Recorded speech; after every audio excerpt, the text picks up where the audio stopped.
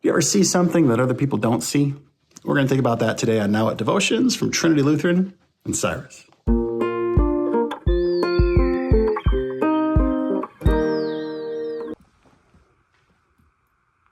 How do you smell? Yeah. What's there? Huh? So this week we are in the book of Luke. We're in chapter 9, and Jesus is seen by his disciples. For a moment, they see him in a whole new way. It's the transfiguration, and they see something of who he is that is bigger than this world, that is bigger than can be contained just by the normal stuff. They see something shining through.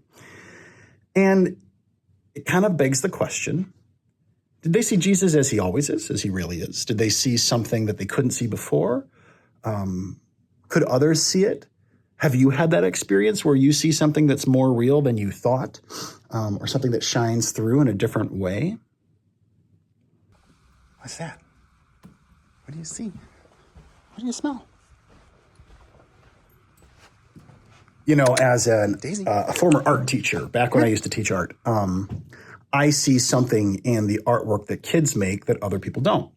Because I've learned to see something there over time and experience. Or like now when I do premarital counseling or marriage counseling, or when I just do like pastoral counseling and that kind of stuff, I will often see and be aware of patterns and connections that individuals aren't.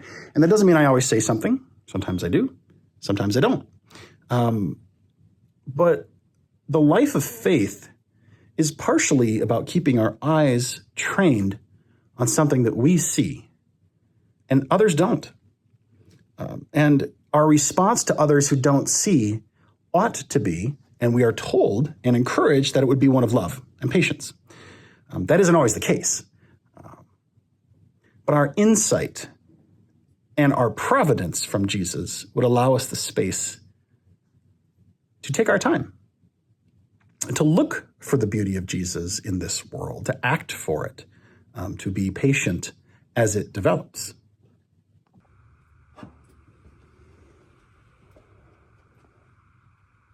Ooh, somebody dropped something good there, huh? We've been partnered up with, you found something else to smell. We've been partnered up with early childhood education here for a little while in Polk County. We have some intakes and some other things that happen here at church. And I'm sure some time ago, folks might have seen all of this here as some kind of a mess, or as chaos in that back Sunday school area or whatever, when the kids are all in here doing stuff. And during Sunday school, too, I've had teachers who, they just see disorder rather than the joy of kids or the busyness of a community or the energy that gets played out in a safe and happy space, right? Or the relationship that's getting developed with parents. Some people have seen Sunday school as education. My opinion is that Sunday school is about building relationships with parents of trust and relationships with kids of joy and trust. We're doing something utterly different when we build community as opposed to education. Like, we can teach, I guess, but I would rather teach the process of love than I would teach specifics that people can find on their own. So that's my thought for you this week. Are there things you see that maybe others don't? Or maybe when you're at church, I know that I see something different in worship than I did 20 years ago, 15 years ago. I see something different now leading worship than I did with all of you some years ago. And I wonder, what are your insights into those areas? What is the Spirit showing you? Is some of that more real, maybe more important? The entertainment factor or the show factor of church, wore off for me a long time ago.